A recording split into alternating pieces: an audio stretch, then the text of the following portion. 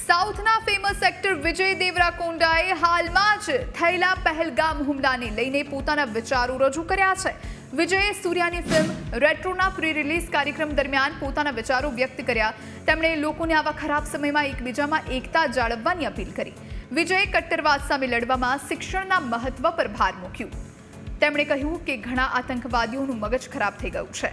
તેલુગુને અંગ્રેજીમાં બોલતા વિજયે કહ્યું કે કાશ્મીરમાં જે કંઈ થઈ રહ્યું છે તેનો ઉકેલ માત્ર ને માત્ર શિક્ષણ છે. તેમનું બ્રેઇન વોશ ન થાય તેની ખાતરી કરવી મહત્વપૂર્ણ છે. તેઓ શું પ્રાપ્ત કરશે?